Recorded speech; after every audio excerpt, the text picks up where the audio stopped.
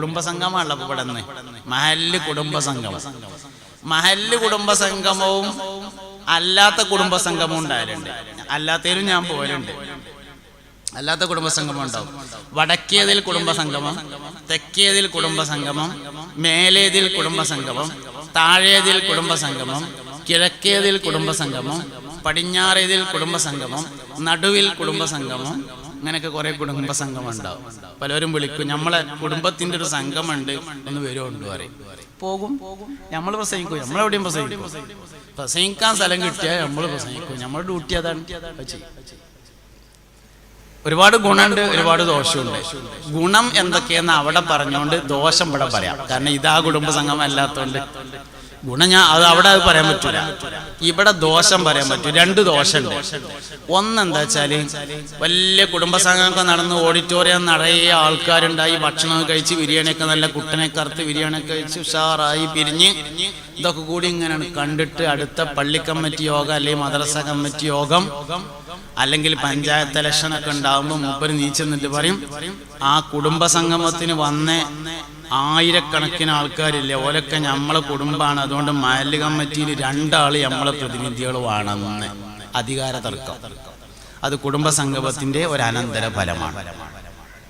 അതിന് കുടുംബസംഗമം നടത്തിയാൽ ബിരിയാണിയുടെ കായാണ്ട് പോയി എന്നുള്ളത് ഒഴിച്ചാൽ ഒരു ഗുണവുമില്ല. അല്ല, ഇനി അത് മഹല്ലില് മാത്രല്ല, മദ്രസയിൽ മാത്രല്ല, ഇലക്ഷൻ വരികയാണെങ്കിലും ഉണ്ടാവും കുടുംബത്തിന്റെ പേരിൽ. അധികാര തർക്കത്തിന് കുടുംബത്തിന്റെ അംഗബലത്തെ ഉപയോഗപ്പെടുത്തിയാൽ അത് കുടുംബസംഗമത്തിന്റെ ഏറ്റവും നെഗറ്റീവ് റിസൾട്ടാണ്. കായ്പോയി. രണ്ടാമത്തെ ഒരു ദോഷം അതിനുണ്ട്. എന്താ വെച്ചാല്, കുടുംബസംഗമാണ് പറഞ്ഞാണ്ട് വിളിച്ചിരുത്തിങ്ങാണ്ട് പരിപാടിയൊക്കെ കഴിഞ്ഞതിന് ശേഷം പിന്നെ അവസാനം ചോറ് കഴിക്കാൻ വേണ്ടി പന്തല് പോയിട്ട് മുഖത്തോട് മുഖം ഇരുന്നുകാണ്ട് വർത്താനം പറഞ്ഞുങ്ങാണ്ട് ചോറ് കഴിക്കുക. എന്നിട്ട് പിന്നെ ഭക്ഷണമൊക്കെ കഴിച്ചു കഴിഞ്ഞതിന് ശേഷം പോകാൻ വേണ്ടി പുറത്തിറങ്ങിയപ്പോ ഇളയമ്മാന്റെ മകളെ കെട്ടിച്ചോടത്തെ അമ്മായിമാക്ക് പോകാൻ വണ്ടി ഇല്ലാത്തതിനാല് നമ്മളെ വണ്ടിയുടെ ബാക്ക് കയറ്റി കൊണ്ടേക്കാം. കുടുംബല്ലേ, നമ്മള് ഒന്ന് ചോറിച്ചില്ല, ഒന്നിച്ച് പന്തലിരുന്നുങ്ങാണ്ട് ഈ കുടുംബസംഗമം എന്ന പേരിൽ സംഘടിപ്പിച്ചുങ്ങാണ്ട് അവസാനം തൊട്ടാൽ ഒതുമുറിയുന്ന ആളുകളെ മോട്ടോർ സൈക്കിളിന്റെ ബാക്കിൽ ഇരുത്തി കൊണ്ടുപോകാനുള്ള പെർമിഷനായി മാറുകയാണെങ്കിൽ സംഗമത്തിന്റെ രണ്ടാമത്തെ ഏറ്റവും പ്രധാനപ്പെട്ട നെഗറ്റീവ് റിസൾട്ടാണത്. രണ്ട് ദോഷങ്ങൾ അതിനുണ്ട്. ഇതിന് പിന്നെ അതില്ലാത്തതുകൊണ്ട് ഇവിടെ ദോഷം പറയാലോ. ഗുണം അവിടെ ചെന്നാൽ പറയാൻ പറ്റുള്ളൂ. അവിടെ ചെന്നാൽ ഓരോട് ഇങ്ങനെ പറയും, കുടുംബസംഗമം എല്ലാവരും നടത്തണം, നല്ല ഉഷാറാണ്, നല്ല കാര്യങ്ങൾക്ക് വേണ്ടി എല്ലാവരും സംഗമിക്കണം, കുടുംബങ്ങൾ പരസ്പരം സഹായിക്കണം, ആരെങ്കിലും വിഷമമുള്ളവരുണ്ടെങ്കിൽ പോലെ വിഷമമൊക്കെ കണ്ടറിയണം, കുടുംബത്തിലെ ഏറ്റവും പ്രധാനപ്പെട്ട മോലിയർക്ക് അവാർഡ് കൊടുക്കണം, ഏറ്റവും പ്രധാനപ്പെട്ട ഹാഫിദിന് അവാർഡ് കൊടുക്കണം, കുടുംബത്തിലെ ഏറ്റവും പ്രധാനപ്പെട്ട ഓട്ടോറിക്ഷ ഡ്രൈവർക്ക് അവാർഡ് കൊടുക്കണം, കുടുംബത്തിലെ ഏറ്റവും കൂടുതൽ മയ്യത്ത് കുളിപ്പിച്ച ആൾക്ക് അവാർഡ് കൊടുക്കണം എന്നൊക്കെ പറയും. ഒക്കെ വേണ്ട തന്നെയാണ്. കുടുംബത്തിൽ നിന്ന് ഏറ്റവും കൂടുതൽ മയ്യത്ത് കുളിപ്പിച്ച ആള് ഓൽക്കുള്ള അവാർഡ്, കുടുംബത്തിലെ ഏറ്റവും പ്രായമുള്ള ആൾക്കുള്ള അവാർഡ്, കുടുംബത്തിലെ ഏറ്റവും കൂടുതൽ ഖുർആൻ ഓതിയ ആൾക്കുള്ള അവാർഡ്, കുടുംബത്തിലെ ഏറ്റവും വലിയ ഡോക്ടർക്കുള്ള അവാർഡ്, കുടുംബത്തിലെ ഏറ്റവും ശ്രദ്ധേയനായ പോലീസുകാരനുള്ള അവാർഡ്, കുടുംബത്തിലെ ഏറ്റവും പ്രധാനപ്പെട്ട നഴ്സിനുള്ള അവാർഡ്. ഇതൊക്കെ കൊടുക്കാം, ഒരു കുഴപ്പമില്ല. അവാർഡ് ഒരിക്കലും ചുരുങ്ങരുത്, നീട്ടണം. എല്ലാറ്റിനും അവാർഡ്. കുടുംബത്തിലെ ഏറ്റവും പ്രധാനപ്പെട്ട ബസ് ഡ്രൈവർക്കുള്ള അവാർഡ്. നല്ല അമലുള്ള ഈ ഡ്രൈവിംഗ് പറഞ്ഞാല്. ബസ് ഡ്രൈവർ എന്നൊക്കെ പറഞ്ഞാൽ എന്താ അതിന്റെ ഒരു ഗുണം എന്നറിയങ്ങൾ. കാരണം ഒരുപാട് ആളുകൾക്ക് ഒരുമിച്ച് ഹിദമത്തെടുക്കാനുള്ള അവസരമാണ് ബസ് ഡ്രൈവർക്ക്. ശരിക്കും വളരെ വിനയുള്ള ആളും കൗത്തുങ്ങന്ന് മേപ്പെട്ടുള്ളത് മാത്രം പറയേണ്ട ആളുമായിരുന്നു. പക്ഷെ തമ്മിൽ തെറ്റിയാൽ അരക്കെന്ന് കീപ്പെട്ടുള്ളത് മാത്രമേ പറയുള്ളൂ എന്നുള്ള കോലത്തിലായി. അപ്പൊ കേട്ട നല്ല കേടെന്നല്ല ഏറ്റവും മോശമാകുക. നാട്ടില് കല്യാണമുള്ള ദിവസം പള്ളിന്റെ ബാത്റൂം പോയാൽ ഒരു പ്രത്യേക സ്മെല്ലേക്കാരം. എല്ലാരും ബിരിയാണി നിന്നിട്ട് നല്ല കേടെന്നാ വളരെ മോശമായി. ഡ്രൈവർ ഏറ്റവും നല്ല മനുഷ്യനാ, ഏറ്റവും നല്ലവനാ. കാരണം 60-65 ആൾക്ക് ഒരേ സമയം ഹിദമത്തെടുത്തുകൊണ്ടാണ് മൂപ്പര്. നമുക്ക് ഒരാൾക്കേ ഒരു സമയത്ത് ഹിദമത്തെടുക്കാൻ പറ്റുള്ളൂ. ഇത് 65-70 ആൾക്കാർക്ക് ഒരേ സമയം മൂപ്പര് ഹിദമത്തെടുത്ത് അവരുടെ ഉദ്ദേശ സ്ഥലത്തേക്ക് വേഗത്തിൽ എത്തിച്ചു കൊടുത്തുകൊണ്ടിരിക്കുന്നു. നല്ല നിയ്യത്ത് നേരാവുകയാണെങ്കിൽ അത്രത്തോളം നല്ലൊരു അമല് വേറെ ഇല്ല. അതുകൊണ്ട് അവൻ ഏറ്റവും നല്ല വിനയുള്ള മനുഷ്യനാവേണ്ടിയിരുന്നിടത്ത് തീരെ വിനയില്ലാത്ത മനുഷ്യന്മാരായി ഡ്രൈവർമാരായത് എന്തുകൊണ്ടാന്ന് എനിക്കറിയില്ല. നിന്നോട് ആർക്കും എതിർപ്പൊന്നും വേണ്ട, വണ്ടിയുടെ കാറ്റ് വെച്ചാൽ നിൽക്കണ്ട, ഞങ്ങളെ പറ്റിയിട്ടൊന്നും പറഞ്ഞല്ല, കൂടെ പോണ ബസ് ഡ്രൈവറെ പറ്റി പറഞ്ഞതാണ്. ധന്യ സംഗതി. എന്തേ പറഞ്ഞു? അപ്പൊ എന്താ സംഭവിച്ചാൽ അതിനൊക്കെ അവാർഡ് കൊടുക്കണം. ഏറ്റവും ശ്രദ്ധേയനായ ഡ്രൈവർമാർക്കുള്ള അവാർഡ്. ഡ്രൈവിംഗ് നല്ല അമല, അതൊക്കെ കുടുംബസംഗമത്തിൽ ചെയ്യണം. പക്ഷെ 2 ദോഷമുണ്ട്. ഈ കുടുംബസംഗമത്തിൽ പിന്നെ ആ ദോഷമില്ല. കാരണം എന്താ? ഇത് നമ്മൾ മഹലിന്റെ പേരിൽ വിളിച്ചു ചേർത്തതാണ്. മഹല് ആ ദോഷം ഇല്ലാത്തോണ്ട് തന്നെ ഇതിന് ആള് കുറയും ചെയ്യും കേട്ടോ. മറ്റേന് ആള് കൂടും, ദോഷമുള്ളതിനാണ് ആള് കൂടുക. അങ്ങനെയാണ്. ആ ദോഷത്തിന് ഇല്ലാത്തോണ്ട് ഇതിന് സ്വാഭാവികമായിട്ടും ആള് കുറയും. അതിനിപ്പോ പോയിട്ട് എന്താ കിട്ടുക എന്നുള്ളതാണ് നമ്മൾ ആലോചിക്കുന്നത്. എന്താ കിട്ടുക? ഒന്നും കിട്ടൂല. ദ്വാരക്കും അവസാനം ഒരു ദ്വാ കിട്ടും. അവസാനം ഒരു ദ്വാ കിട്ടും. അത് വളരെ പ്രധാനമാണ്. അപ്പൊ എന്താ പറഞ്ഞുകൊണ്ടിരിക്കണെന്ന് അറിയങ്ങള്, നമ്മൾ നമ്മുടെ ബന്ധു ആരാണ് എന്ന് തിരിച്ചറിയണം. ആദ്യം മക്കൾ ഉപകാരം ചെയ്യണമെങ്കിൽ 2 കാര്യങ്ങൾ ഉണ്ടാവണമെന്ന് ഹദീസിലുണ്ട്. 2 കാര്യം ഉണ്ടാവണമെന്ന് ഹദീസിലുണ്ട്. ഏതാ ഹദീസ്? നമ്മളെ പള്ളിപ്പണിക്ക് വയത് പറയുമ്പോ പറയുന്ന ഹദീസ്. പള്ളിപ്പണിക്ക് പിരിവ് നടത്താൻ വേണ്ടി വയത് പറയില്ലേ, അപ്പൊ ഒരു ഹദീസ് പറയും. ഏതാ ഹദീസ്? ഇദാ മാതൽ ഇൻസാനു ഇൻഖതാ അമലുഹു ഇല്ലാ മിൻ സലാസത്തിൻ. മനുഷ്യൻ മരിച്ചാല് 3 കാര്യങ്ങളല്ലാതെ ബാക്കിയെല്ലാം മുറിഞ്ഞു പോകും. സദഖത്തുൻ ജാരിയ, ഒന്ന് ജാരിയായ സദഖ, ഔ ഇൽമുൻ യുന്തഫഉ ബിഹി, ഉപകാരമെടുക്കപ്പെടുന്ന അറിവ്, ഔ വലദുൻ സാലിഹുൻ യദഊ ലഹു, മാതാപിതാക്കൾക്ക് വേണ്ടി ദുആ ചെയ്യുന്ന സ്വാലിഹായ സന്താനം. മക്കൾ ഉപകാരം ചെയ്യണമെങ്കിൽ 2 കാര്യം വേണം. ഒന്ന് ദോരക്കണം, 2 സ്വാലിഹാവണം. നല്ലോണം ശ്രദ്ധിച്ചോളി. ദോർന്നതുകൊണ്ട് സ്വാലിഹാവൂല, സ്വാലിഹായതുകൊണ്ട് ദോർന്നോണൊന്നുമില്ല. മക്കളെ കൊണ്ട് കാര്യം കിട്ടണമെങ്കിൽ 2ഉം വേണം. ദോരക്കും വേണം, സ്വാലിഹും വേണം. സുബഹിക്ക് പള്ളിക്കുണ്ടാവും, സുബഹിക്ക് പള്ളിയിലുണ്ടാവും. സുബഹി നിസ്കാരം കഴിഞ്ഞ് 2 പേജ് ഖുർആൻ ഓതിയിട്ടേ മൂപ്പര് പോകുള്ളൂ. വാപ്പാന്റെ കബറിങ്ങൾക്ക് ചെന്നാണ് നോക്കൂല. സ്വാലിഹാണ്, ദുആഇല്ല. ആർക്കും കുറെ മനുഷ്യന്മാരാണല്ലോ. അള്ളാഹു അവരുടെയൊക്കെ കബറ് സ്വർഗമാക്കി കൊടുക്കട്ടെ. അവരുടെയും നമ്മളുടെയും കബറിനെ അള്ളാഹു തആല വിശാലമാക്കട്ടെ. എന്തായാലും നമ്മളൊരു ദുആ പ്രതീക്ഷയാണ് ഒരു കിടക്കണേ. സുബഹിക്ക് പള്ളിയിൽ വരും, 2 ജുസ് ഖുർആൻ ഓതും, വെള്ളിയാഴ്ചയും വരും. പിന്നെന്താ? വാപ്പാക്കും മാക്കും ദ്വാരക്കൂല. അല്ലെങ്കിലോ ദ്വാരക്കും മൂപ്പര് ആണ്ട് എല്ലാം സാറ് പരിപാടിക്കാരെ ഒറ്റ ഒത്ത് നിസ്കരിച്ചൂല. 2 കൊണ്ടും കാര്യമില്ല, 2 കൊണ്ടും കാര്യമില്ല. മക്കളെ കൊണ്ട് കാര്യം കിട്ടണമെങ്കിൽ 2ഉം വേണം. ഒന്ന് അമലുൻ സാലിഹ് ഉണ്ടായിരിക്കണം, 2 യദഊ ലഹു ആയിരിക്കണം. മാതാപിതാക്കൾക്ക് വേണ്ടി ദുആ ചെയ്യുന്ന സ്വാലിഹായ സന്താനം 2 ഉണ്ടാക്കണം. സ്വാലിഹാക്കിയാൽ പോരാ, ദുആ ചെയ്യുന്നത് കൂടിയായിരിക്കണം. മക്കൾ ഉപകാരപ്പെടണമെങ്കിൽ 5 കാര്യം ചെയ്യണം എന്നാണ്. ശ്രദ്ധിച്ചോളി എല്ലാവരും. മക്കൾ ഉപകാരപ്പെടണമെങ്കിൽ 5 കാര്യം ചെയ്യണം.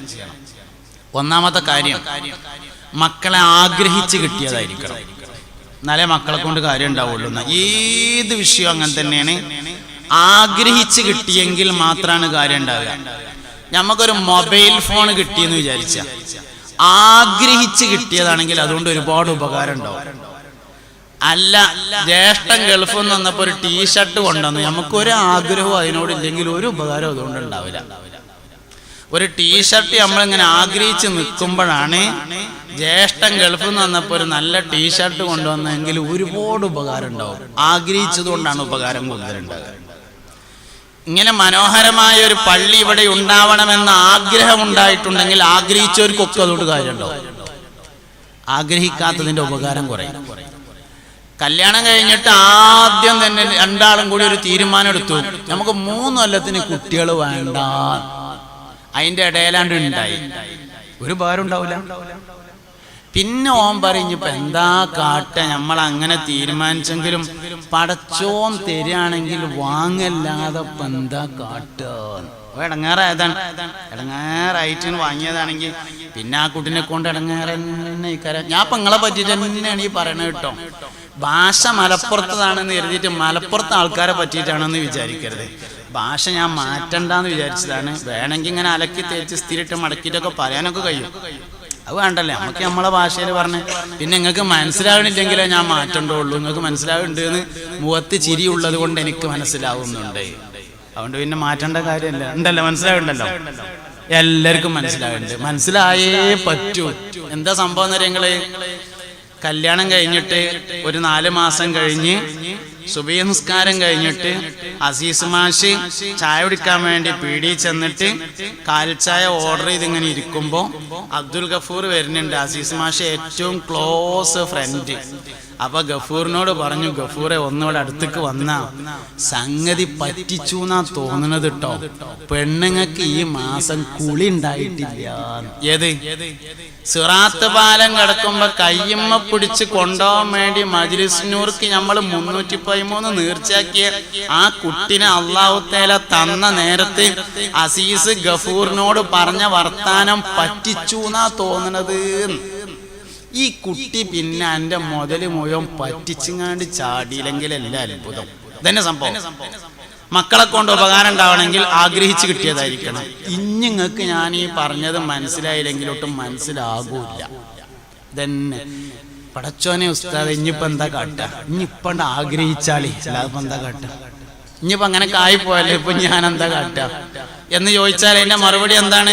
പടച്ചോനെ, അന്ന് അങ്ങനെ അബദ്ധം പറ്റിപ്പോയെങ്കിലും എന്റെ കുട്ടി എനിക്ക് നല്ലോണം ആഗ്രഹമുള്ളത് തന്നെയാണ്. അന്ന് അങ്ങനെ വേണ്ടാത്ത ഒരു ചിന്ത വന്നതിന് അസ്തഗ്ഫിറുല്ലാഹല്ലദീം അസ്തഗ്ഫിറുല്ലാഹല്ലദീം അസ്തഗ്ഫിറുല്ലാഹല്ലദീം മനസ്സറിഞ്ഞ് പറഞ്ഞു നോക്കി. നാളെ മുതൽ കുട്ടികൾ നിങ്ങൾ പറഞ്ഞു കേൾക്കാൻ തുടങ്ങും.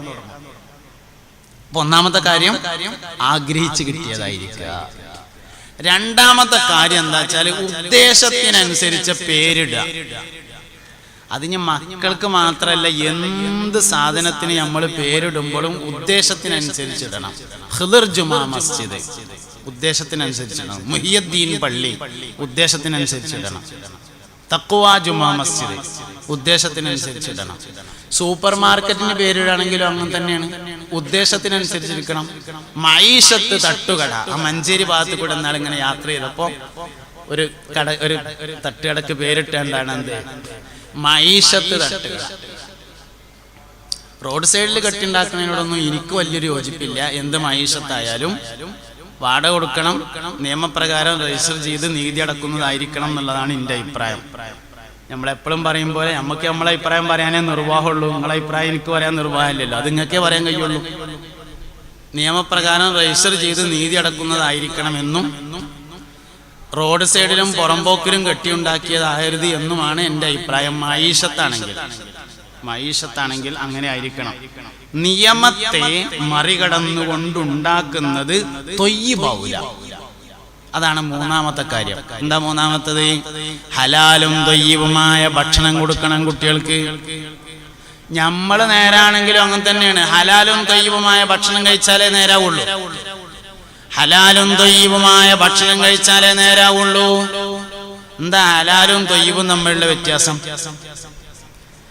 ഹലാലും തൊയ്യിബും തമ്മിലുള്ള വ്യത്യാസം എന്താ വെച്ചാല്, നമ്മളിങ്ങനെ ഒരു സ്ഥലത്ത് ഇങ്ങനെ ഇരിക്കുമ്പോ ഒരു ഈത്തപ്പഴം ഇങ്ങനെ ചാടി കിടക്കുന്നുണ്ട്.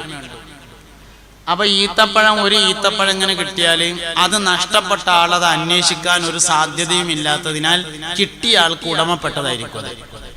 അതുകൊണ്ട് തന്നെ അയാൾക്കത് കഴിക്കൽ ജായിസാവും.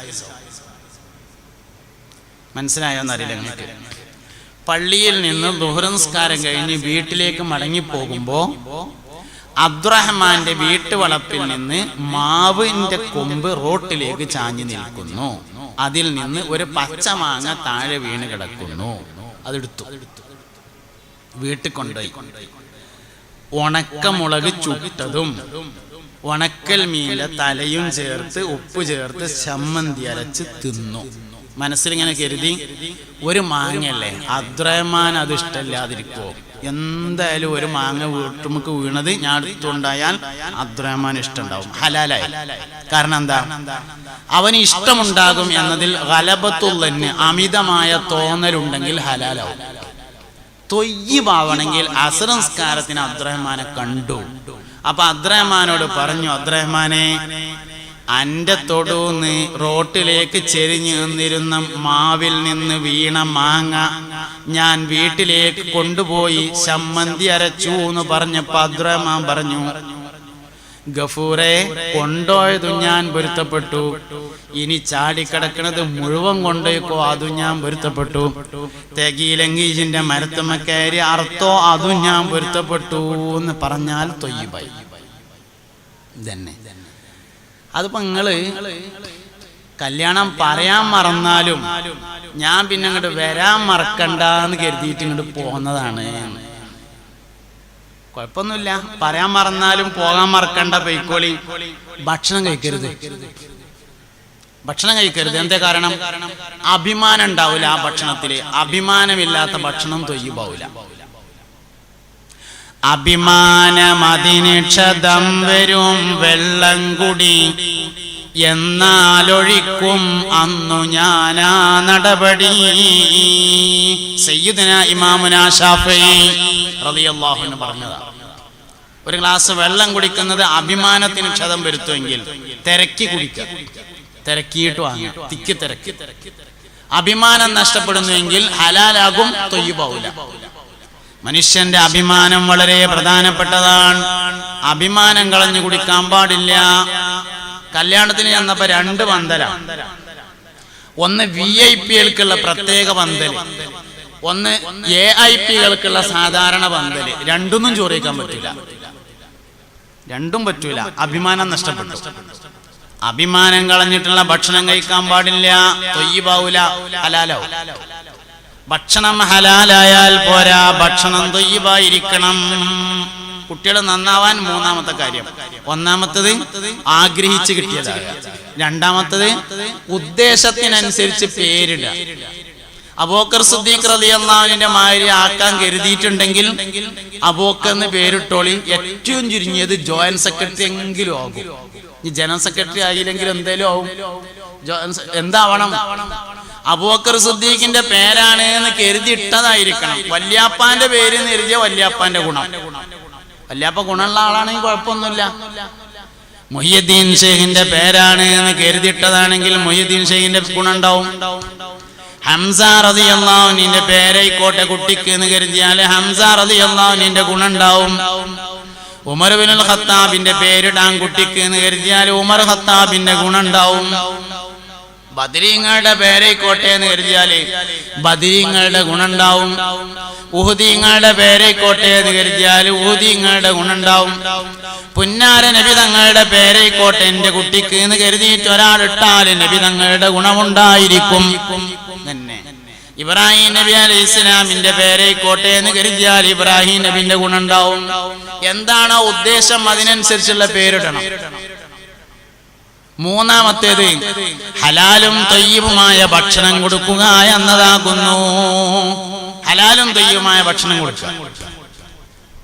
ഹലാലും തൊയ്യിബുമായ ഭക്ഷണം നമ്മൾ കഴിക്കും വേണം, ഹലാലും തൊയ്യിബുമായ ഭക്ഷണം കൊടുക്കും വേണം. വേഗം കൊടുക്കുന്നാല്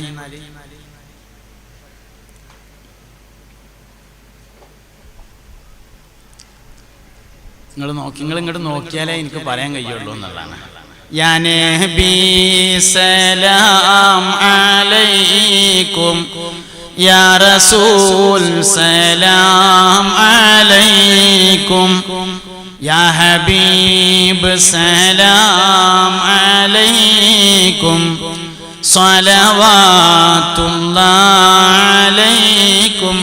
أشرق البدر علينا واختفت منه البدور مثل حسنك ما رأينا قط يا وجه السرور. يا نبي سلام عليكم, يا رسول سلام عليكم, يا حبيب سلام عليكم, صلوات الله عليكم. ഇങ്ങോട്ട് നോക്കുക എല്ലാവരും മുഅ്മിനീങ്ങളെ. കുട്ടികൾ നന്നാവാൻ 5 കാര്യങ്ങൾ. ഈ 5ഉം ക്ലിയർ ആയിക്കണോന്ന് നോക്കിയാൽ മതി. ഇല്ലെങ്കിൽ ഏതാ ക്ലിയർ കുറവിച്ചാൽ അത് ക്ലിയർ ആക്കിയാൽ മതി. സംഗതി കുട്ടികൾ ഉഷാറാവും. ആകെ 5 കാര്യം. തോനെ പറഞ്ഞാൽ നിങ്ങൾ ഇടങ്ങാറാക്കണമെന്നില്ല. ഈ 5 ക്ലിയർ ഉണ്ടോന്ന് മാത്രം നോക്കിയാൽ മതി. ഇല്ലേ ക്ലിയർ ആക്കുക. 1, ആഗ്രഹിച്ച് കിട്ടിയതായിരിക്കുക. 2, ഉദ്ദേശത്തിനനുസരിച്ചുള്ള പേരെന്നെയാണോ അയക്കണത് നോക്കുക. ഇല്ലെങ്കിൽ എന്താ കാട്ടിഞ്ഞിപ്പോ ഡേറ്റ് ഓഫ് ബർത്ത് മറ്റേ പിന്നെ ജനന സർട്ടിഫിക്കറ്റിലും അതായി, സ്കൂളിലും അതായി, SLC ബുക്കിലും ആയി. ഇനി എന്താക്കുക?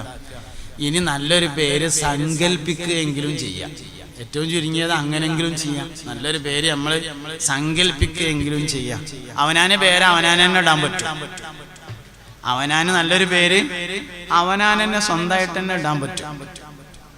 നല്ല പേര്, ഉദ്ദേശത്തിനനുസരിച്ചുള്ള പേര്. 3-മത്തേത് ഹലാലും ത്വയ്യിബുമായ ഭക്ഷണം അവനാൻ കഴിക്കുക, ബാക്കിയുള്ളവർക്ക് കഴിക്കാൻ കൊടുക്കുക. നമ്മൾ ഈ അധ്വാനിക്കുന്നത് മുഴുവൻ കുട്ടികൾക്ക് തിന്നാൻ കൊടുക്കാനാണല്ലോ. നമ്മൾ അധ്വാനിക്കുന്നത് മുഴുവൻ മക്കൾക്ക്. നമുക്ക് സ്വന്തമായിട്ട് തോന്നാൻ മുതലൊന്നും ആവശ്യമില്ല. നമുക്ക് തിന്നീരാന്ന് എഴുതിയിട്ട് ഒന്നിട്ട് സംഭവിക്കൂല. നമ്മൾ ഈ അധ്വാനിക്കുന്നത് മുഴുവൻ മക്കൾക്ക് തിന്നാൻ കൊടുക്കാനാണ്. അത് അറബിനെ എത്തിങ്ങാനെ ചേർത്തതാണെങ്കിൽ അങ്ങനെ ഉണ്ടാവും. അറബിനെ എത്തിങ്ങാനെ ചേർക്കുക എന്ന് പറഞ്ഞാൽ എല്ലാവർക്കും മനസ്സിലാവുന്ന ഒരു ഭാഷയാണ്. അതായത് മേശന്റെ അടിയിൽ കൂടെ വലിച്ചതാണ്. ഇവിടെ ഇങ്ങനെ ഉണ്ടാകുന്നതിനനുസരിച്ച് അവിടെ അറബി ഇങ്ങനെ എത്തിങ്ങാനേലായി. ഇവിടെ ഇങ്ങനെ മൂപ്പരിങ്ങനെ പെരാറ്റുന്നതിനനുസരിച്ച് അറബി അവിടെ എത്തിങ്ങാനല്ല. അങ്ങനെ ആയതാണ്. എങ്ങനെ കുട്ടികൾ നേരാവുക? അത് തിന്നാലും നേരാവില്ല, അത് ഭാര്യ കൊടുത്താലും നേരാവില്ല, അത് ഭർത്താവ് തിന്നാലും നേരാവില്ല, അത് ഉമ്മ കൊടുത്താലും പറ്റൂല, അത് മക്ക കൊടുത്താലും നേരാവില്ല. ആദ്യം കുട്ടികൾ നേരാവണമെങ്കിൽ ഈ പൈസയൊക്കെ അങ്ങോട്ട് തന്നെ കൊണ്ടുപോയിട്ട് അറബിനെ എത്തിങ്ങാനെന്ന് വെട്ടണം.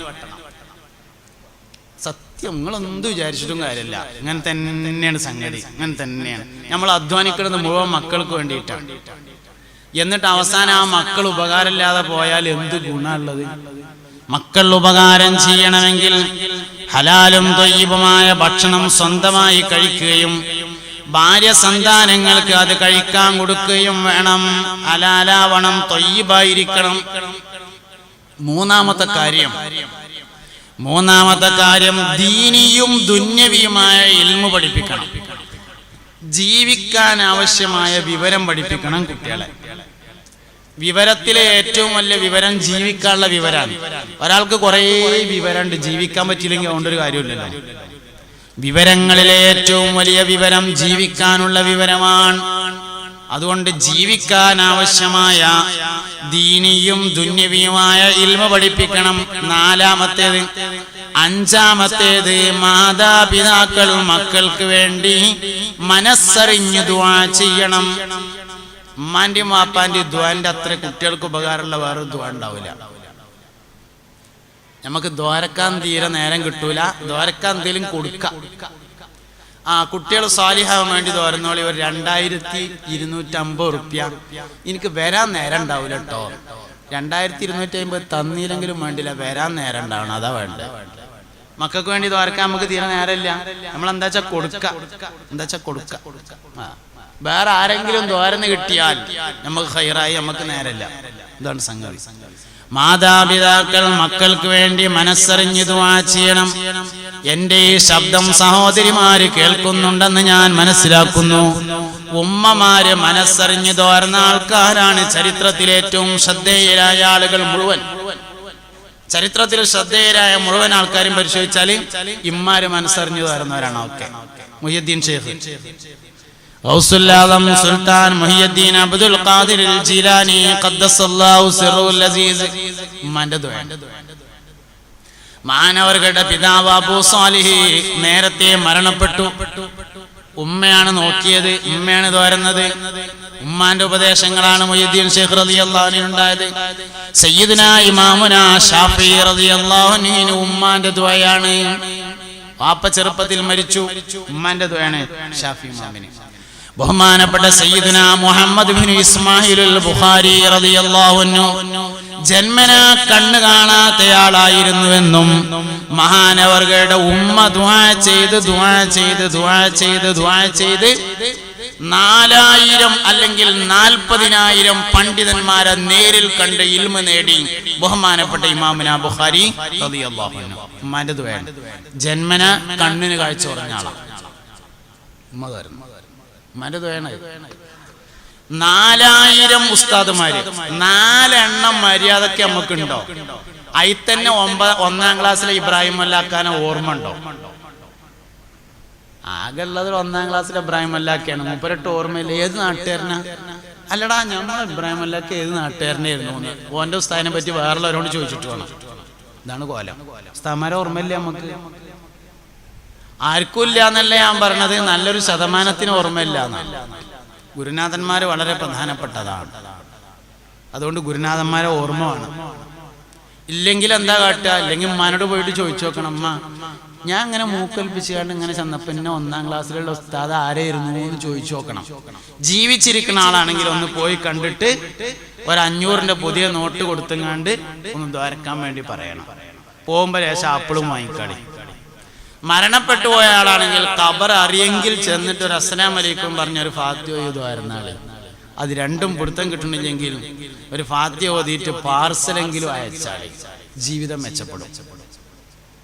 ഈ പറഞ്ഞതൊക്കെ ശരിയാണ്. ഇതിൽ എഡിറ്റ് ചെയ്യാനൊന്നുമില്ല കേട്ടോ.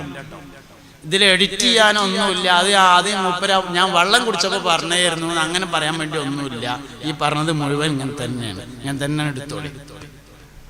4000 ഉസ്താദ്മാരാണ് ബഹുമാനപ്പെട്ട മുഹമ്മദ് ബിൻ ഇസ്മായിൽ ബുഖാരി റളിയല്ലാഹു അൻഹു. قال النبي من خفف الأستاذ 3 بلوى قد بلت الميذا أولها نسيان ما تعلما منه وفوت الرزق سوء الخاتمة.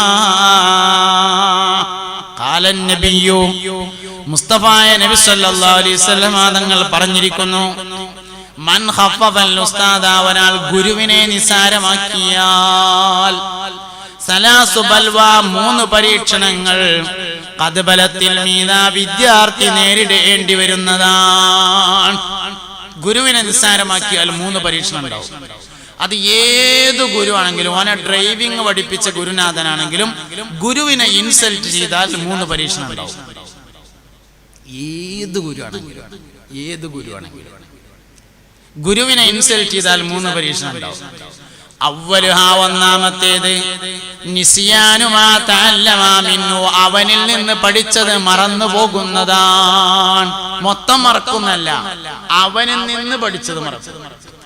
ഇൽമ മറക്കുക എന്ന് പറഞ്ഞാല് പരീക്ഷയ്ക്ക് എഴുതാൻ കിട്ടാതിരിക്കലല്ല.